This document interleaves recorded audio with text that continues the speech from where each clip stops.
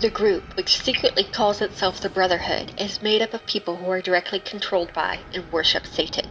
And that's sex, drugs, and rock and roll. The congregation bowed down before me and praised me as the great queen, as the queen of Satan. I was then put upon an altar of stone. My clothes were all taken off, and Satan had sex with me to prove that I was his high priestess. Used to cut my arm open and bleed my blood into a cup and drink it mixed with wine and urine 4 times a year as a ceremony to Satan. Satan appeared in human form as usual, dressed completely in shining white, but his eyes glowed red as a flame. He threw his head back and gave a howl and a scream and a hideous laugh of victory as the high priest drove a long spike through the man's head. The meeting turned into a sex orgy, human with human and demon with human.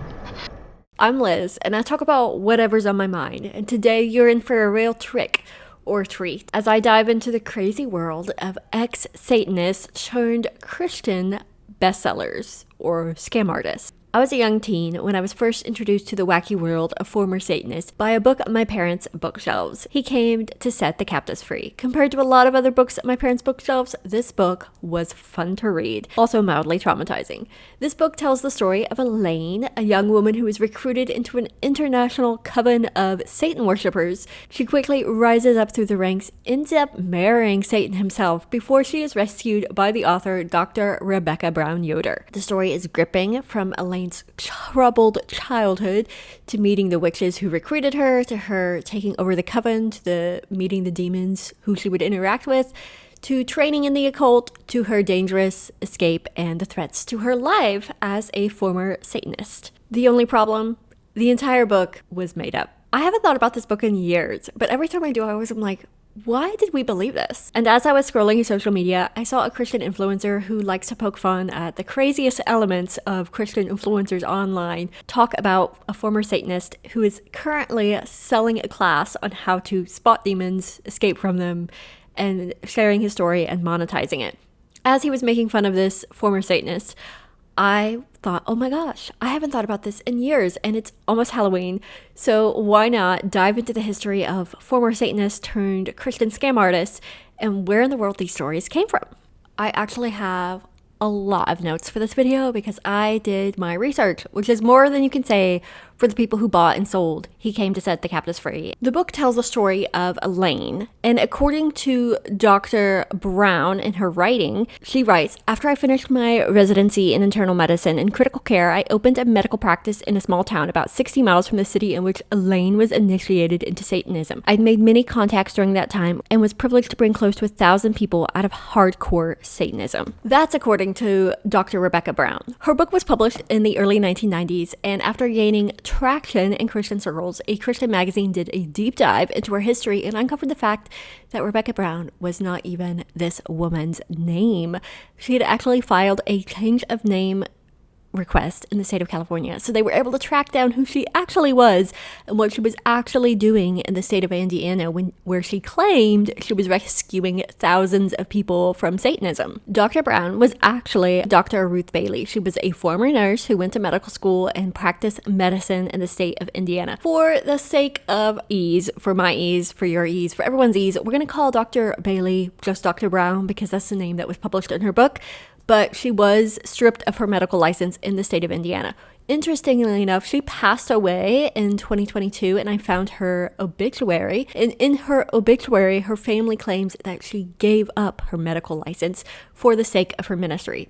That is not true. According to Indianapolis News, the woman was stripped of her medical license. During an investigation by the Indiana State Medical Board, 19 witnesses came forward and said that Dr. Brown diagnosed them with demon possession. The board found that Dr. Brown was using drugs, actual drugs that you would give to patients with leukemia, on these patients, and she constantly accused her coworkers and her patients of being demon-possessed. Through a psych evaluation, the board diagnosed Dr. Brown with schizophrenia. Witnesses told the board that they feared retaliation from Dr. Bailey, or Dr. Brown, quote, "The physician carries a handgun and has threatened to harm people she claims are possessed." Another patient said, "She said that I was diagnosed with many demons, including one that was like an octopus with long tentacles." But the book, He Came to Set the Captives Free, is about Dr. Brown's experience with with Elaine. So who in the world was Elaine? Elaine was actually Dr. Brown's roommate when she lived in Indiana. How they became roommates is unclear. It's lost to the annals of time, unfortunately. The board found that Dr. Brown had diagnosed Elaine with leukemia, and she told the board that she, quote, possessed the capability of sharing her patients' illnesses and fighting their demons, devils, and other spirits that were allegedly causing the various ailments and conditions, and that she was in fact sharing Elaine's leukemia. In their investigation, the board discovered that Dr. Brown was injecting herself in the back of her hands with 3 cc's of Demerol on an hourly basis. The Indiana Medical Board stripped Dr. Brown of her license, but that didn't stop her. She ended up relocating to Southern California and then wrote her what would become her best-selling book, He Came to Set the Captives Free. So how in the world did she go from losing her medical license in Indiana to becoming a best-selling Christian author? Well, she met Jack Chick. Jack Chick is the author and publisher of Chick Tracts, which commonly railed against Catholic, Satanists, and Jewish people, including fabricated stories of devils and demon worshippers and druids who were luring people into a life of demon possession and Satanism. When Rebecca Bailey, aka Dr. Brown, moved to California, she was able to connect with Jack Chick through his church and pitch her story of saving Elaine from a life of Satanism. Her story has everything that her book had everything that Chick Tracts love to recreate in their comics.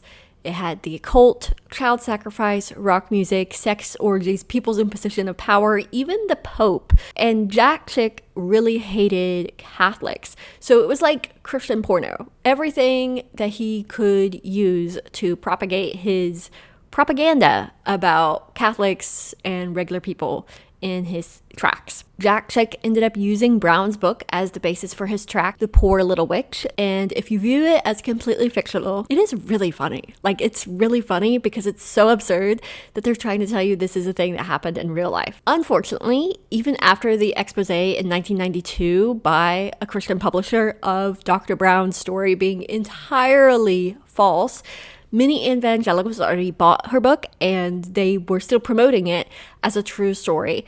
And for charismatic congregations, it was their bread and butter. And Jack and Rebecca ended up having a falling out, but that didn't stop her. She went to a charismatic Christian publisher and her book was then published. And 2 decades later, I picked it up as a teenager in my parents' house. In fact, Dr. Brown continued to claim that she rescued people from Satanism. She wrote several books on how to rescue people from Satanism. She and her husband, who she met in California, ended up starting a ministry and they continued to sell their books. She passed away in 2022 and her work is still available to buy online. Keep in mind, it is 100% all made up. In fact, in the beginning of her book, she states that she is telling the story of a woman who was a part of the Brotherhood of Witches.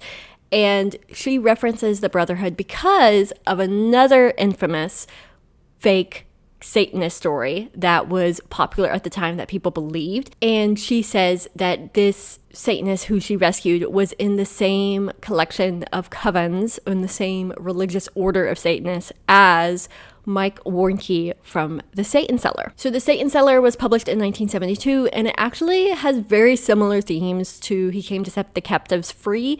They actually have the same storylines, nearly the same storylines and the same kind of Satanism.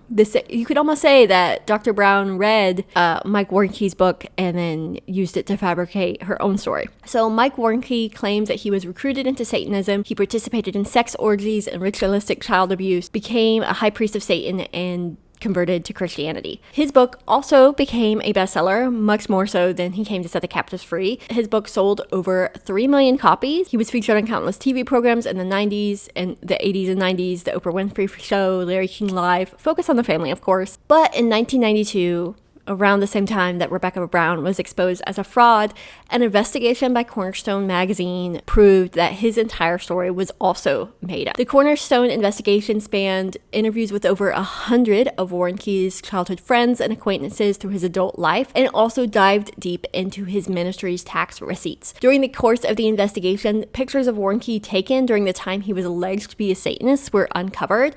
Rather than showing him as the emaciated drug addict that he claimed, the pictures showed Warnke as a typical guy of the 1960s.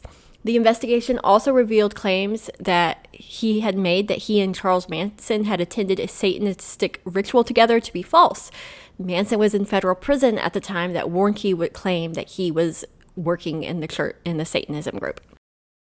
Warnke claimed that he left Satanism after joining the Navy, but it was proved that Warnke had actually worked with a Campus Crusade for Christ ministry in California before joining the Navy. So that completely disproved his claim that he was leading a ministry of 1,500 people of Satanists when he was actually heavily involved in a Christian college ministry at the time. At first, Warnke's publisher stood by him, but shortly after the investigation was published, local Kentucky reporters where he lived at the Lexington Herald-Leader revealed that his ministry had engaged in financial misdeeds. Mike, his ex-wife Rose, and her brother Neil received a total of $809,000 in salary at a time, when the ministry newsletters told people that they were down on funds and they needed more dollars to be donated.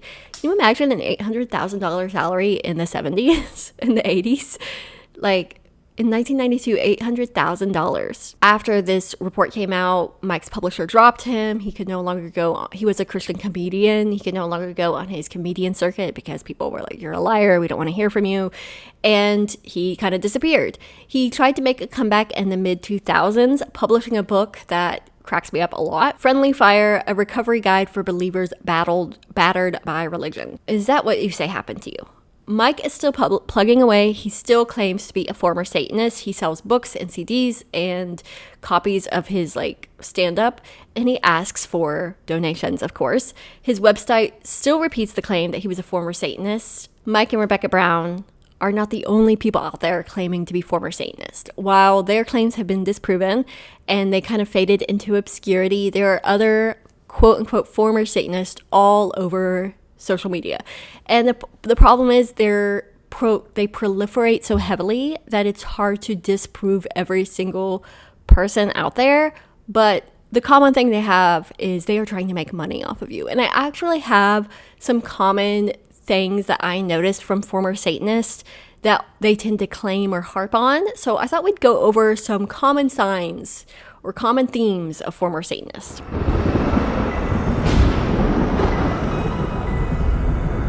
Number 1, they are the chosen one.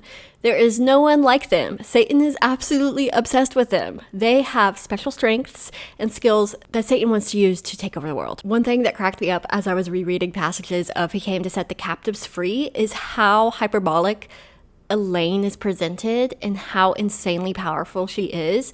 She describes as a child having a supernatural sense and having incredible physical power. She said at one point that a lesbian hit on her in middle school, and in response, she nearly drowned the girl in a school toilet. And she said, I don't know how I had this power. I just had it. And somehow Satan knew I had this power, and that's how he came after me. This feeds into this Christian mythology that Satan attacks the most useful people that God could use in an attempt to take them out, as though God isn't powerful enough to find his own useful people. And this is something I've been told in my own life, oh, you are really smart, therefore Satan's going to come after you. It's like the smarter you are, the more Satan is going to try to use you, and they kind of try to gaslight you into thinking that the things that you're good at are actually bad for you because Satan is going to use them if you're not a Christian. And I think Christians know that this mythology is reinforced when they talk about heroes of the Christian faith in the Bible, aka the Apostle Paul, who was Saul, and he used to persecute Christians until his conversion. This is perhaps the most famous conversion story of all time. A man who was rounding up Christians and throwing them in prison, and then he was converted and became a Christian himself. So it makes sense that former Satanists who describe all these great evil things that they're doing would align themselves with the Apostle Paul, who was also doing evil things like sending people to trial to be executed for the Christian faith, then became the most important figure to early Christianity. Former Satanists want to cast themselves in the same light, that they were evil, that Satan was using them because they were going to be so powerful for God's kingdom, and then they were saved, and now God is using them as much as Satan wanted to use them. On a side note, just like the Apostle Paul, these former Satanists are always disturbed by the violence and evil that they witness as Satanists. In the book of Acts, when it is describing the first Christian martyrdom, Paul is part of the group of people accusing Stephen, who dies, of being a Christian and committing heresy, and the reason that they stone him to death. But in the story, Paul does not pick up the stones to stone Stephen. In fact, he holds the coats of those who stoned the first Christian martyr. While Paul is persecuting Christians, other people are actually doing the deed of killing them. And in Elaine's story, in the way she writes it, she constantly witnesses the worst you can imagine. And keep in mind, this is all completely made up, but she is constantly witnessing people like being literally infants being child sacrificed. She's witnessing sexual abuse and other evil and like people committing murder in the name of Satanism. But she tells us over and over again, I wasn't a fan of this. This wasn't my fault. I'm uncomfortable with all this violence. This wasn't me. The only part of me that liked the violence was the demon-possessed part of me. This reinforces the idea that Elaine was actually special, that she was never really evil, and that she was chosen not just by Satan, but by God, and God rescued her because Satan and God were fighting over her soul. I mean, it's on the book cover, them fighting over her soul.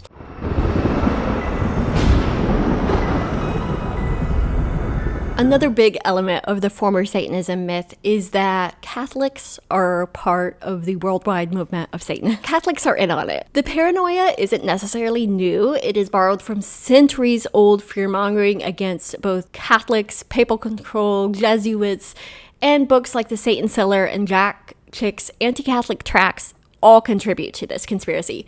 For charismatic believers who already see the Pope as dangerous, the idea that he's aligned with Satanists, it checks out to them. Not only are Catholics dangerous, but all figures of authority are dangerous, whether that is public schools, hospitals. It cracks me up. I'm sorry. I was like rereading elements of He Came to Set the Captives Free, like scanning the chapters.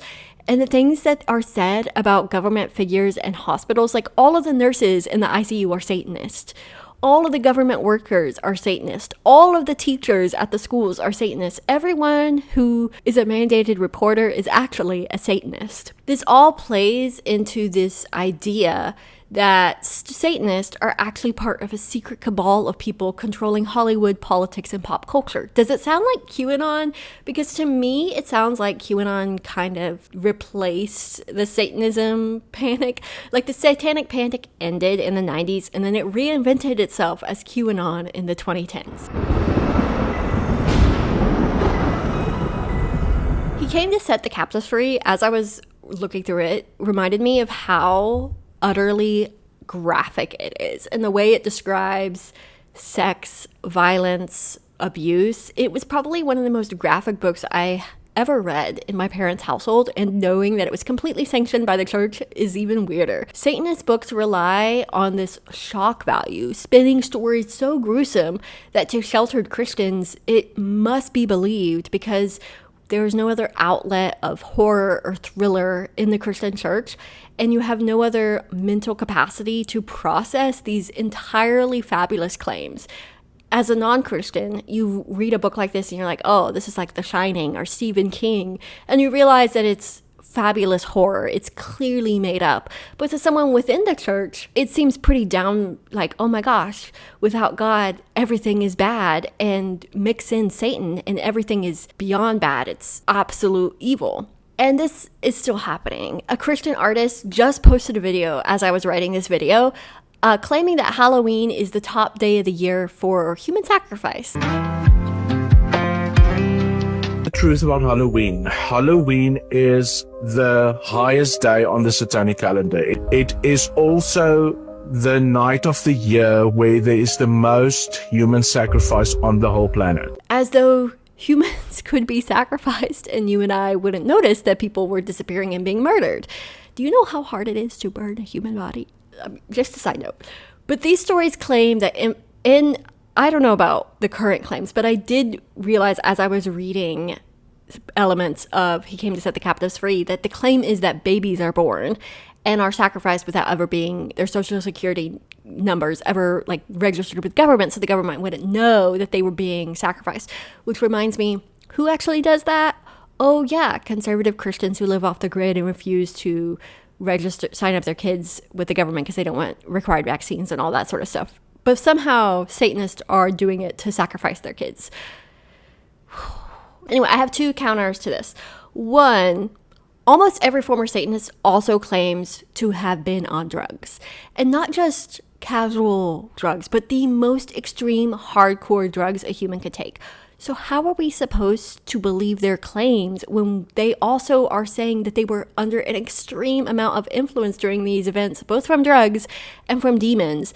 While they were participating in sex orgies and in an altered state, they also noticed all these humans that were being sacrificed. Like, how much is a midsummer nightmare and how much is actual fact? None of it is fact, I'm just saying. But the fact that they are asking us to believe them after just admitting to being completely intoxicated and in an altered mind, I feel like they can only get away with this because people who live in the church are sheltered enough to not realize the true consequences of what these people are saying that they experienced would have done to a human brain, how scrambled their human brain would be. And two, the claim that Halloween is the time of year when the most humans are ever sacrificed is ludicrous, while Christian groups ignore actual death and genocide that our governments are participating.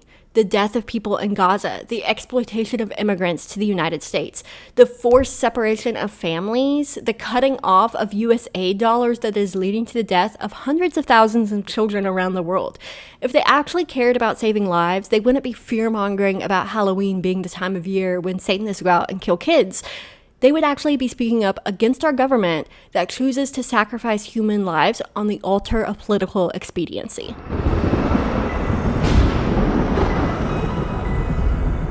Almost every former Satanist repeats the claim that Satan is out to get them. They have a dramatic story of escape, of fighting for their lives because Satan wouldn't let them go, and of a cult leader out to destroy them. This plays into the role of attacking anyone who says their story is fake. Any of their detractors are just agents of Satan. Anyone claiming their story is made up, they are working for Satan. This built-in defense mechanism plays right into the hands of their next arc, Christian celebrity. Even today, so-called former Satanists are still out preaching their stories, asking for donations, and trying to scare people into living in fear of their neighbors, labeling anyone outside the church as satanic. Who does it serve when you tell people that doctors are tools of Satan, that politicians are agents of Satan, that rock music is an agent of Satan, that public schools are an agent of Satan?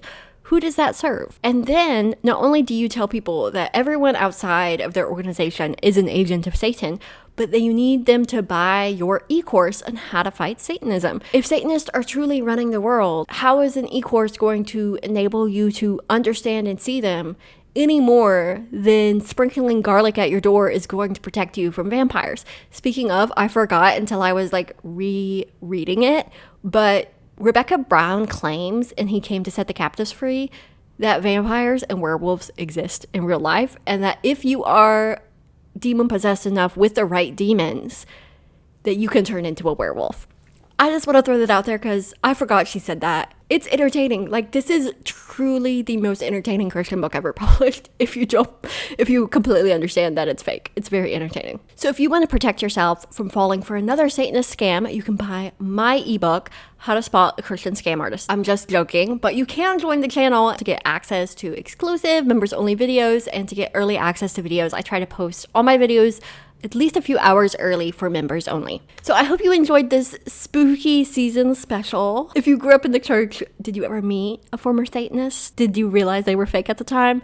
I don't remember what I thought when I read Rebecca Brown's book. I think I was just fascinated by all, to be frank, there is a lot of sex orgies in the book.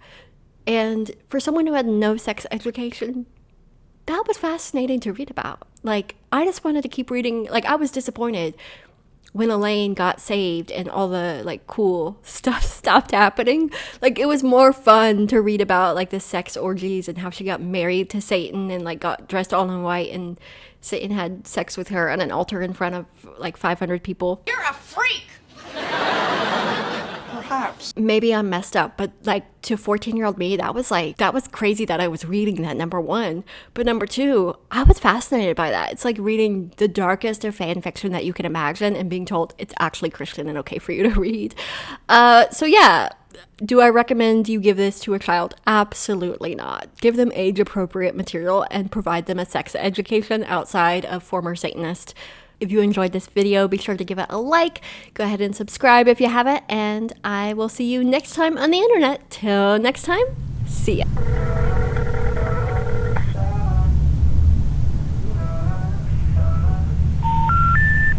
We're sorry. You have reached a number that has been disconnected or is no longer in service.